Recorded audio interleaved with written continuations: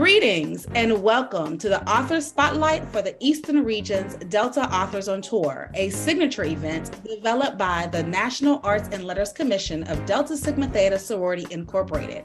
The Pittsburgh Alumnae Chapter is proud to serve as the host chapter for the Eastern Region.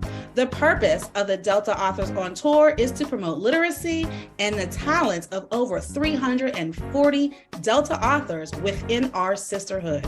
This literary extravaganza will be held Saturday, May the 6th, 2023 at the University of Pittsburgh. The theme, Bridges to Literary Excellence, will feature 8 phenomenal authors whose works are comprised of fiction, nonfiction, and a myriad of genres and topics that will appeal to all interests. We are proud to have the opportunity to spotlight our own gifted writers and assist them in selling their books. This event will support Black women entrepreneurs, celebrate the joy of reading, inspire our creativity, and instill a sense of pride. I am your host, Dr. Tysana Jones from the Pittsburgh Alumnae Chapter. Today, we are joined with Cynthia Freeman Gibbs, author of Reasonable Insanity. Miss Gibbs is a native of Lansing, Michigan, a member of the San Antonio Alumnae Chapter. She is a proud alumnus of Florida A&M University, holding a business degree in business administration and an MBA. Her writing career began in 2016 after spending 22 years in corporate America working various roles for a Fortune 500 pharmaceutical company.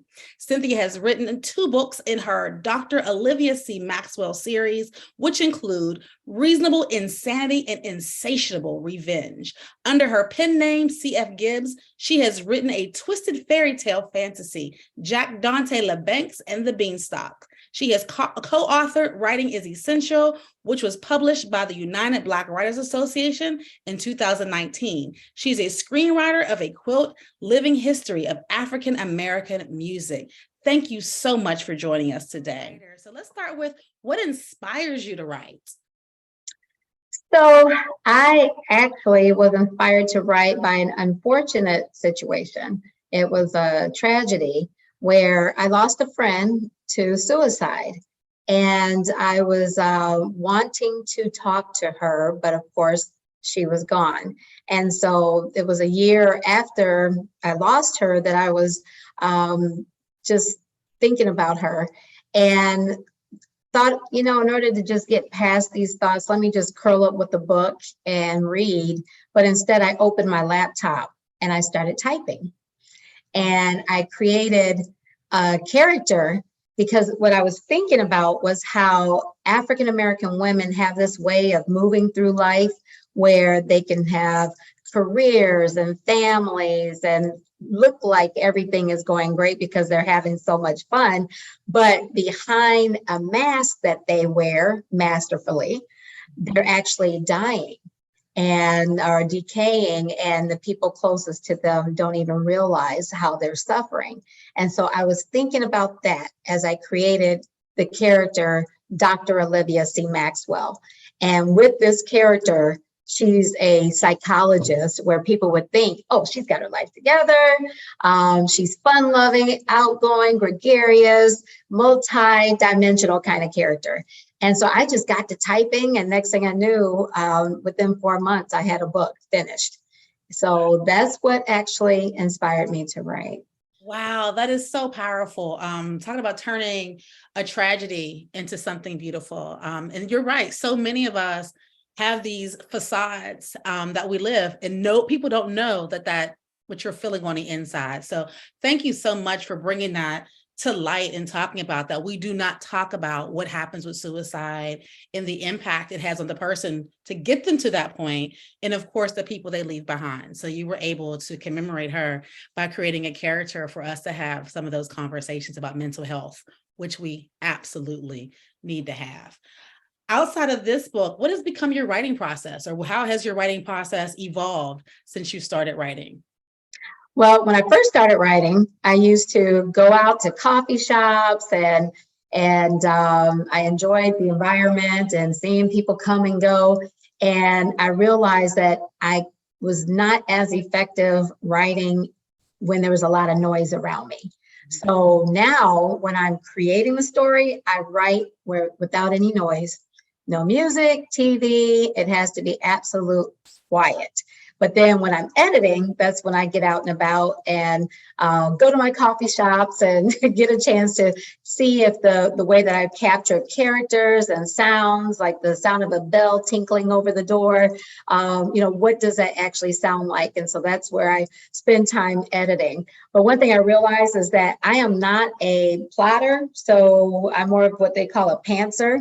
I just sit down and I write without an outline. But then I'll go back and refine my characters. I write more character-driven books because I just love people and I want people to really connect with the character and feel like it's somebody that they actually know. So I may go back and say, okay, what do I know about Dr. Olivia? What is her religious affiliation, her political choice, her zodiac sign?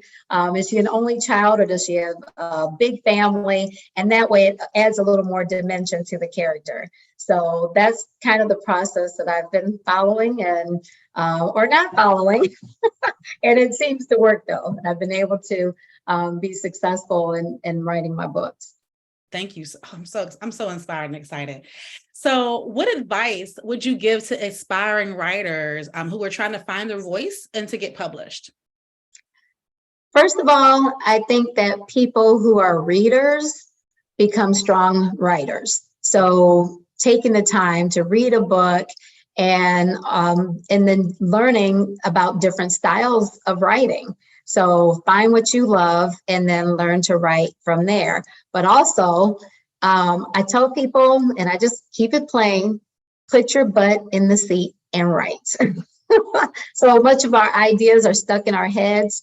And if you are not taking those ideas out of your head and putting it on paper, you will never write a book.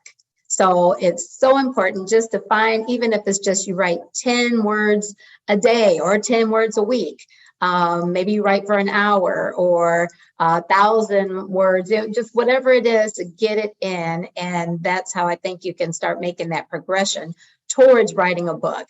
Also, try not to focus on editing while you're writing. Take the time to write, because if you keep on editing, then you're always going to find mistakes and then you will never make that progression towards finishing your book. So write the book, then go back and edit. And then enjoy the journey. Writing is fun. This is not what I chose for my career initially. I thought I was going on this pathway of being in corporate America, and I was for 22 years until I was laid off. And so it was never, oh, I want to be a published writer.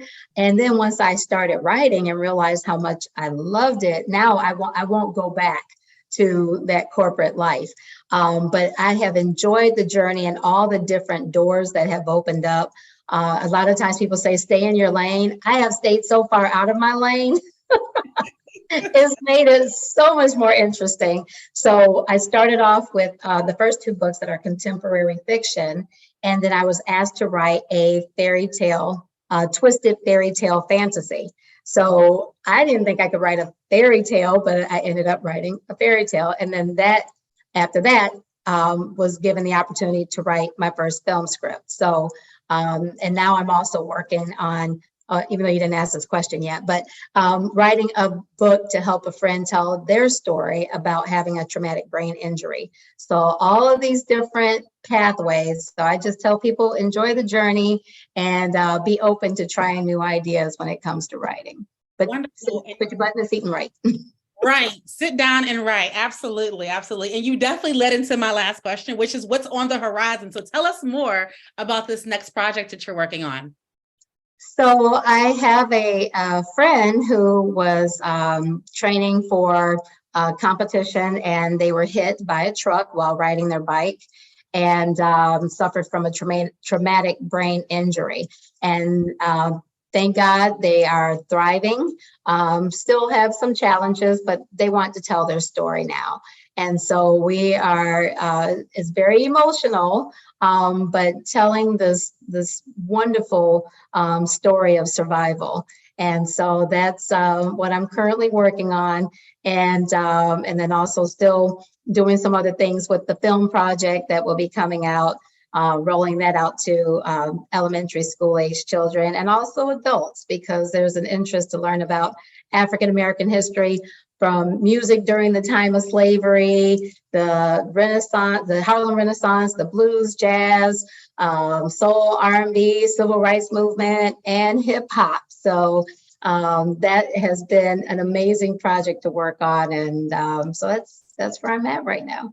It sounds so exciting. Like I said, like I like how you said that you because you've been all over your lane or everybody else's lane, it's been exciting and interesting. So I salute you, and I'm super excited to continue reading your work and seeing your next projects and getting to meet you on May the 6th when you come to Pittsburgh. I can't wait.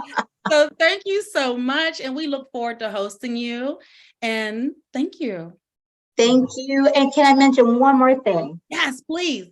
Oh, if there is anyone, any book clubs that are looking for an author virtually or in person, I am available. I would love to. I love meeting with book clubs. So, and oh, I didn't show my book. So this is Jack Dante LeBancs and the Beanstalk, the twisted fairy tale fantasy for ages 14 and up.